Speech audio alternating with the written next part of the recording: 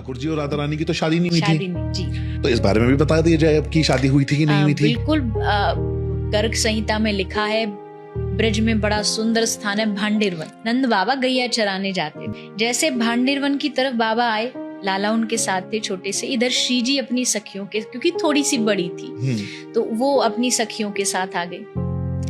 बीच भांडिरवन में जैसे पहुंचे, बड़ी जोर से तूफान आया। तूफान आया, गैया इधर उधर भागने लगी, तो नंद बाबा ने सोचा छोटा सा कन्हैया हम तो लेके गलती से आ गए, तो अब क्या करें। तो उधर से सखियां जा रही थी, तो बाबा ने उन सबको रोक के कहा, लाली सुनना, बोले मेरी तो गैया सब इधर उधर हो रही, मैं उनको ढूंढने जा रहा हूँ, तू एक काम कर, तू या लाला को घर पहुंचा देगी। सखी तो यही चाहती थी, ये मौका चाहती थी। बोले हाँ बाबा हम पहुंचा देंगी, लाओ। तो कन्हैया को ले लिया, बाबा चले गए। बाबा उस सीन से बाहर हो गए, वो गैया ढूंढने चले गए। अब ठाकुर जी आए और इधर से आई श्री जी। जैसे आए, अब तक बाल्य रूप में थे, लेकिन अचानक से बिजली चौंधी और जो असल जो निकुंज में जो रूप होता है राधा कृष्ण का श्याम स्वरूप, वो रूप में आ गए। यानी जो 16 वर्ष से कम उनकी उम्र होती है, उस रूप में आ गए। सखी उपस्थित हो गई, सब लोग खड़े हो गए और अब विवाह की तैयारी कि आज दोनों का हम मिलकर के विवाह कराएंगे। विवाह की जैसे बारी आई, हाथ जोड़े ब्रह्मा जी खड़े, बोले आप काहे को? बोले हम पंडित।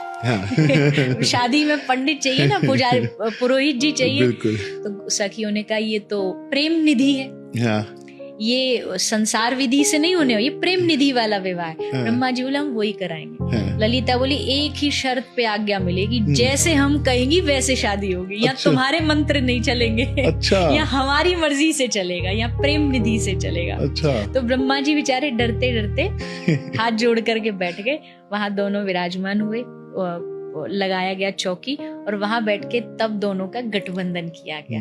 ललिता ने गांठ बांधी और तब जाकर के वहां ठाकुर जी का विवाह हुआ। पूरी रस्मों रिवाज हुई, आनंद गाया गया। सब सखियों ने ठाकुर जी का श्रृंगार, श्री जी का श्रृंगार किया और आनंद में डूब गए कि आज हमारे जो युगल हैं, आज उनका स्वरूप में भी मिलन हुआ। वैसे तो आदिकाल से एक ही है, पर विवाह होने के बाद जो मिलन होता है उसका अलग आनंद होता है। तो इसलिए उस आनंद को देख के सखी खूब आनंदित होती है।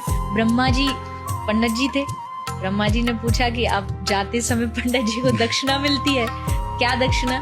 सखी ने कहा तुमको दोनों युगल का प्रेम मिल जाए, ये दक्षिणा में हम तुम्हें प्रदान करते हैं। ब्रह्मा जी जय जयकार करते हुए ठाकुर जी की विदा लेके जाते। तो इस ऐसे भांडिरवन में ठाकुर जी का विवाह किया गया है।